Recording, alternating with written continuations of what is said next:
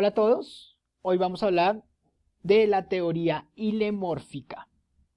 Tiene que ver muchísimo con lo que venimos hablando de acto y potencia, desde dos elementos primordiales que es la materia y la forma. Aristóteles observa que la característica fundamental de las sustancias que componen la naturaleza física es el movimiento, el cambio. Para poder explicar el movimiento, se ha de tener en cuenta que siempre hay algo que cambia y algo que permanece. Y volvemos a los presocráticos. Por eso, ni Heráclito ni Parménides pudieron explicar el problema del cambio, ya que el primero no advirtió que en toda mutación, ¿sí? En todo cambio, hay algo que permanece, y el segundo no admitió que lo permanente puede coexistir con el cambio. Dicho de otra manera y en forma de ejemplo, Heráclito no se dio cuenta de que para poder percibir la corriente del río se ha de tener como referencia algo inmóvil, es decir, la orilla. Parménides no vio que, a la vez que la orilla sigue inmóvil, la corriente pasa. O sea, que hay una coexistencia. Según Aristóteles, existen dos tipos de cambio. Veamos acá.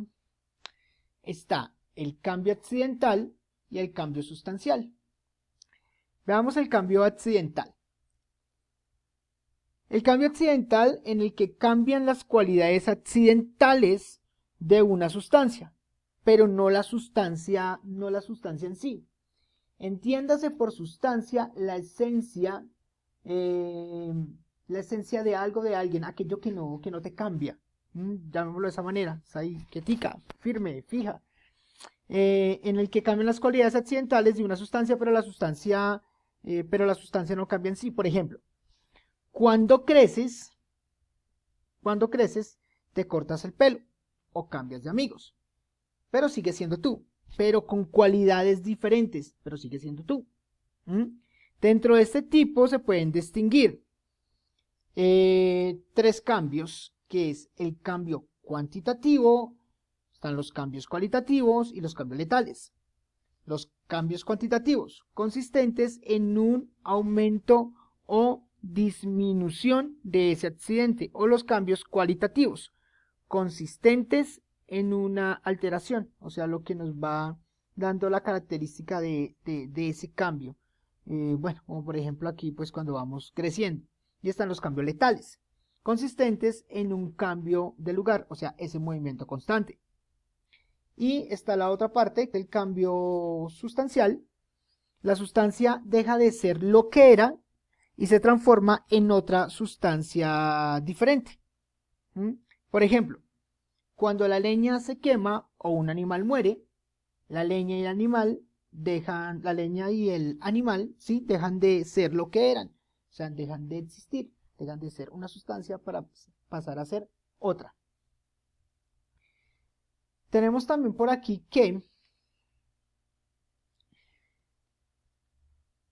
en todo cambio, vamos a seguir aquí hablando del cambio, que en todo cambio pues hay principios del ser natural, la materia y la forma. Entonces, en todo cambio se puede distinguir algo que cambia y algo que permanece, porque una mutación en la que nada permaneciese no sería una mutación, sino una aniquilación, un fin. Ese algo que cambia en el cambio sustancial es lo que Aristóteles llamó forma sustancial, que se puede definir como el principio que le hace ser a algo una sustancia determinada, o sea, esa esencia de la persona, o esa esencia del objeto, o esa esencia del animal.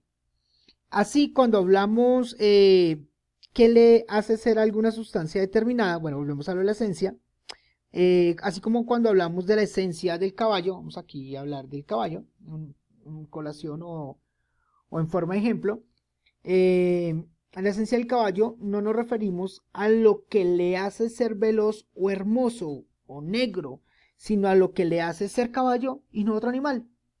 Entonces pensemos qué características tiene el caballo que no la puede tener otro animal. Toda sustancia tiene unas operaciones determinadas por su esencia. Por ejemplo, es propio de un caballo correr, saltar y relinchar. En ese sentido, Aristóteles llamó también naturaleza a la esencia. Así cuando decimos la naturaleza del caballo, o que es fuerte, por naturaleza. Pero en el cambio sustancial, también hay algo que permanece. Pues la nueva sustancia no surge de la nada. A eso permanente le llamó Aristóteles materia primera. Esta materia subyacente no es nada sino está unida a una forma de sustancia que le hace ser. Es común a todas las cosas materiales y principio de individuación. Es decir, nada es sin una forma determinada. Para que la materia sea, debe estar formalizada, tener una forma. Pero gracias a la materia, la forma sustancial, que es el principio universal, se individualiza, se hace una sustancia concreta. Ponle cuidado a esto. Si te fijas bien, la forma sustancial se asemeja a la idea platónica, aunque aquella no pertenece a un mundo separado del sensible. También para Aristóteles, el molde del muñeco es universal. El molde del muñeco para Aristóteles es universal, es único, pero solo existe en cada muñeco de arcilla, ¿sí? En realidad un solo molde es universal, pero también tiene ciertas particularidades que pues esa particularidad esencial de ese muñeco de arcilla pues serían los accidentes que tendría cada uno de los muñecos. Aunque más adelante veremos que pueden existir como universales en el entendimiento. Bueno, más adelante vamos a ver también cómo viene ese concepto de universalidad del conocimiento de las cosas a través de los procesos mentales, el entendimiento y cómo pues captamos nuestra realidad. Bueno, eso lo veremos más adelante. El descubrimiento de estos dos principios del ser natural, a saber, la materia, ile, y la forma morfe, se conoce con el nombre de teoría ilemórfica o ilemorfismo. Sigamos acá.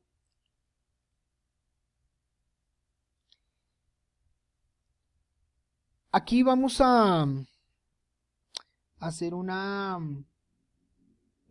aclaración, también llamémoslo un refuerzo al tema que veníamos hablando anteriormente de acto y potencia, para poderlo conectar con la teoría ilemórfica.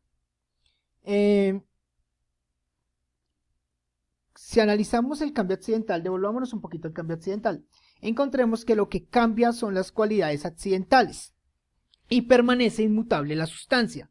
La sustancia, la esencia no cambia, lo que va cambiando son los accidentes. Cantidad, cualidad, relación, lugar, tiempo, posición, posesión, acción y pasión. ¿Sí? Son las categorías que propone Aristóteles. Las repito. Las categorías en esos accidentes. Las repito nuevamente. Cantidad, cualidad, relación, lugar, tiempo, posición, posesión, acción y pasión, que conforman lo que Aristóteles llamó las categorías. Entonces, pongamos así un ejemplo sencillo. Tengamos presente primero que los accidentes son las cosas que son accidentales, que son así, pero podrían ser de otra manera, de otra forma. Entonces, hablemos de categoría como la cualidad. Bueno, es guapo o guapa, ¿no? La cantidad, que es otra categoría. Es guapo, guapa de, no sé, 50, 80 kilos. Es lo que es, pero podría llegar a ser de otra forma, ¿no? La relación de esa persona. Es el hermano mayor, el hermano menor. ser de un estrato social alto, un estrato social medio. La acción puede ser deportista, puede ser pintor, puede ser cantante. Una pasión que puede tener esa persona, no sé, la lectura, un deportista como, no sé, Leo Messi, o una cantante como Lana del Rey, bueno, algo que se me ocurre en este momento. Un lugar en específico, Bogotá, donde naciste, donde moriste, donde vives, un lugar, también es un accidente, es efímero. Edad, 17 años, 16. Tener tener también es una categoría, cosas que tiene, que ha perdido y que puede llegar a tener. Eso hace parte de las categorías. Entonces, la sustancia es lo que es en sí. En cambio, los accidentes son siempre. Otro, es decir, una sustancia. O sea, es un accidente que siempre está en una sustancia. Un ejemplo, la blancura no es en sí, sino en una sustancia blanca. Por ejemplo, un papel, una camisa o muñeco de nieve. Las categorías, es decir, la sustancia y los accidentes, son géneros supremos del ser y del pensar. Del ser porque toda la realidad o es sustancia o es accidente. Del pensar porque al pensar la realidad, así como al hablar, tenemos que utilizar estas categorías, que de este modo se convierten en categorías lógicas y gramaticales. Ojo, porque este proceso lógico y gramatical y cómo procesamos y cómo lo pensamos y cómo lo expresamos y cómo lo manifestamos, pues tiene que estar relacionado con estas categorías y con estos accidentes, porque son, vuelvo y repito, géneros supremos del ser y del pensar. Todo cambio, si todo cambio, todo movimiento pasa por unas categorías del ser, todas. Los objetos, las personas, los animales. Bueno, cada uno de los que mencioné con las características particulares, pero se pueden trabajar a partir de categorías. Potencia y acto. Esto ya es un recorderis. Entonces, los accidentes otorgan perfecciones singulares a la sustancia. En ese sentido se dice que la sustancia está en potencia respecto a los accidentes. Accidentes como, bueno, en lo blanco. La sustancia, los accidentes otorgan perfecciones singulares a la sustancia. Lo que pasa es que quiero aquí colocar el ejemplo del blanco. Entonces, la blancura hace que la camisa sea blanca. En ese sentido se dice que la sustancia está en potencia respecto a los accidentes. La camisa está en potencia de recibir una cualidad. Ser blanca, ser verde o ser roja. O en potencia de recibir una categoría.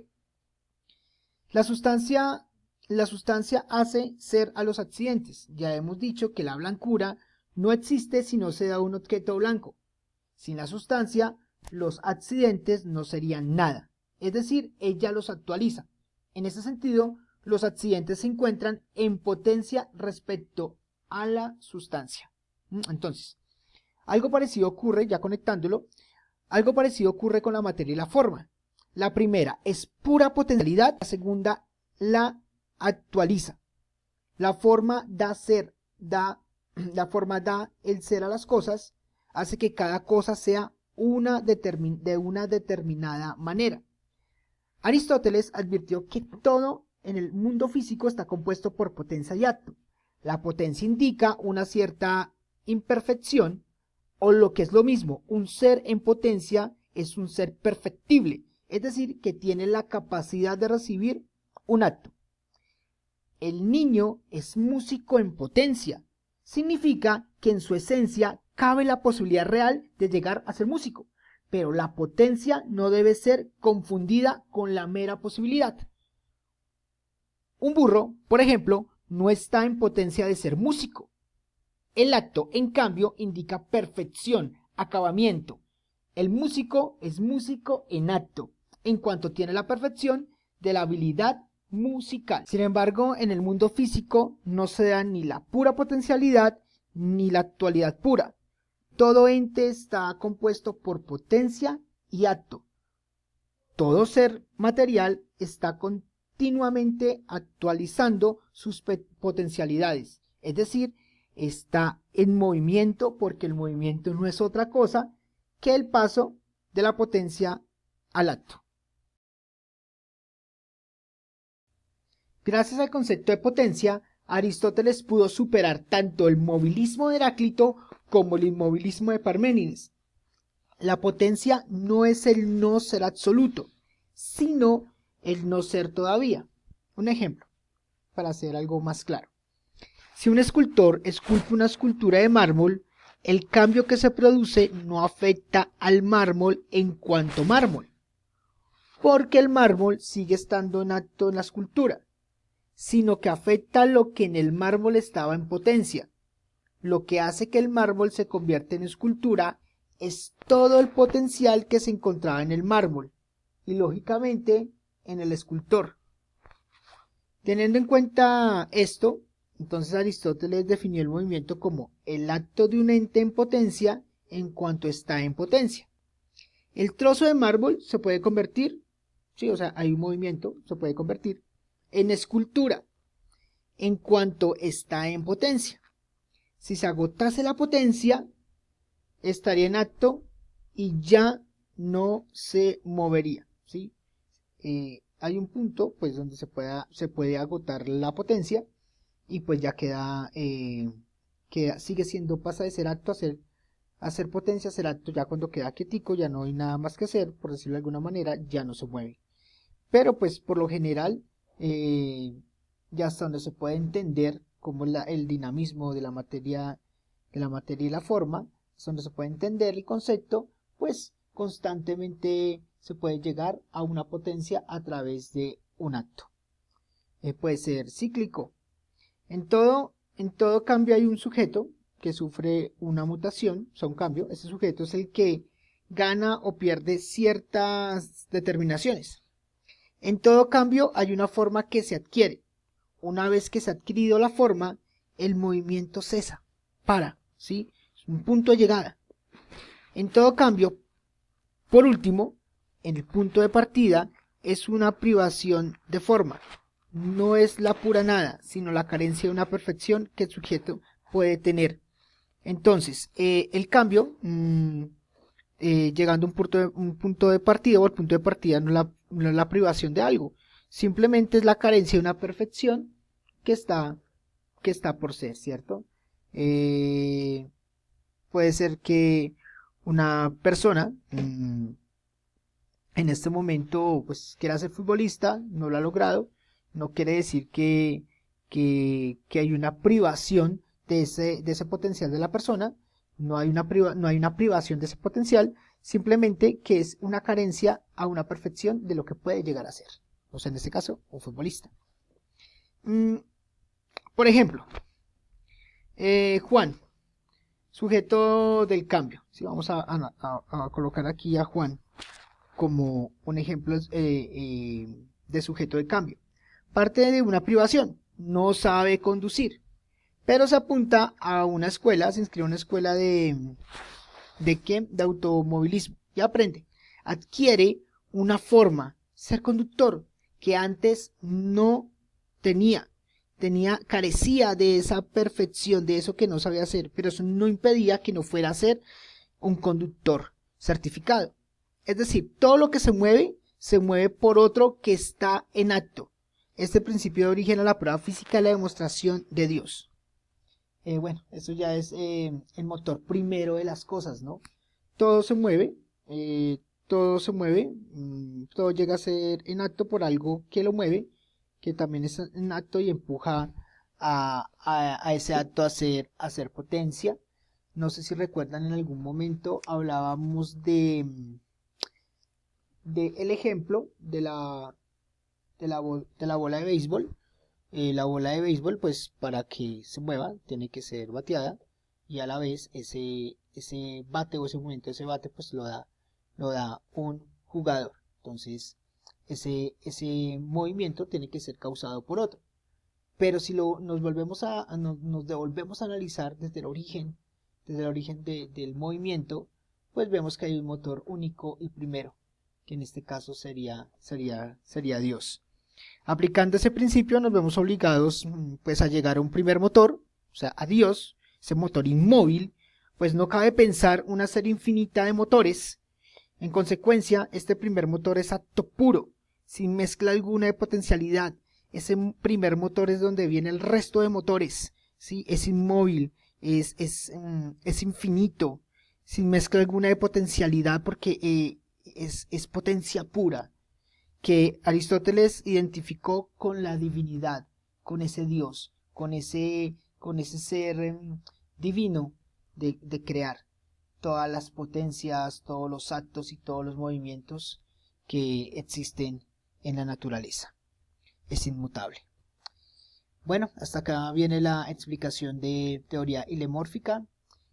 Como se pudieron dar cuenta, viene pues conectado con lo que vimos la clase pasada de acto y potencia.